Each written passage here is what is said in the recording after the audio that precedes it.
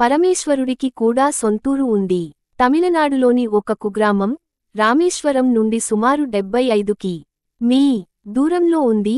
తిరుత్తర కోసమాంగై మదురై వెళ్లే దార్లో వస్తుంది ఈ ప్రదేశం.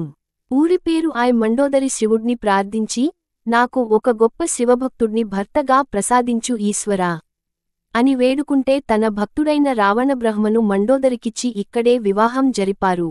ఈ దేవాలయంలో కూడా పూజకుపయోగించని మొగలి పువ్వును ఇక్కడ మాత్రమే స్వామి వారికి అలంకరిస్తారు. ఇక్కడ వెలసిన రేగిపండు చెట్టు 3000 సంవత్సరాలకు పూర్వమే ఉంది.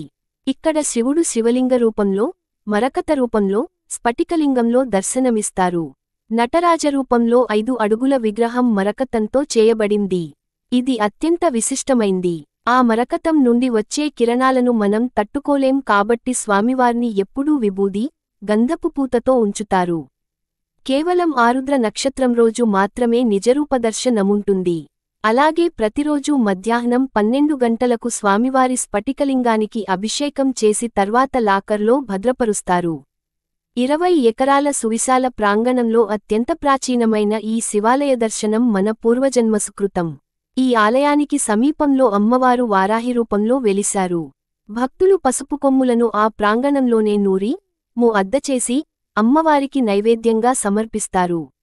ఇలాంటి ఎన్నో విశేషాలతో కూడిన తిరుత్తర కోసమాంగై ఆలయం గురించి మన ఆంధ్రులకు పెద్దగా తెలీదు. మీరెప్పుడైనా రామేశ్వరం యాత్రకెళ్తే తప్పక ఈ దేవాలయ దర్శనం చేసుకోండి. తిరుత్తర కోసమంగై దేవాలయం గురించి మరింత విశ్లేషణ. తిరుత్తర కోసమంగై ఆలయం విశేషాలు. పురాతనత్వం. ఈ ఆలయం దాదాపు 3000 సంవత్సరాల పురాతనమైనదని నమ్ముతారు.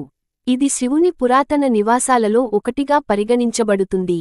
ఈ ఆలయం చారిత్రికంగా చాలా ప్రాముఖ్యత కలిగి ఉంది. శివలింగ విశిష్టతలు. ఇక్కడ శివుడు శివలింగం, మరకతం మరియు స్ఫటిక లింగం రూపాలలో దర్శనమిస్తాడు. మరకత నటరాజ విగ్రహం చాలా ప్రత్యేకమైనది. దీని నుండి వెలువడే కిరణాలు మానవ నేత్రాలకు హానికరం కాబట్టి ఇది ఎల్లప్పుడూ విభూది మరియు గంధంతో కప్పబడి ఉంటుంది. ఆరుద్ర నక్షత్రం రోజు మాత్రమే నిజరూప దర్శనం ఉంటుంది. ప్రతిరోజు మధ్యాహ్నం 12 గంటలకు స్ఫటిక లింగానికి అభిషేకం జరిపి భద్రపరుస్తారు. మండోదరి మరియు రావణుడు. పురాణాల ప్రకారం మండోదరి శివుడిని ప్రార్థించి రావణుడిని భర్తగా పొందింది. వారి వివాహం ఇక్కడే జరిగింది. మొగలి పువ్వు. సాధారణంగా శివపూజలో ఉపయోగించని మొగలి పువ్వును ఇక్కడ విశేషంగా ఉపయోగిస్తారు. వారాహి అమ్మవారు. ఆలయ సమీపంలో వారాహి అమ్మవారు కూడా కొలువై ఉన్నారు. భక్తులు పసుపు కొమ్ములను నూరి అమ్మవారికి సమర్పిస్తారు. రేగి చెట్టు. ఇక్కడ 3000 సంవత్సరాల నాటి రేగి చెట్టు ఉంది. ఆలయ ప్రాంగణం. ఈ ఆలయం 20 ఎకరాల విస్తీర్ణంలో ఉంది. ఆంధ్రులకు అవగాహన.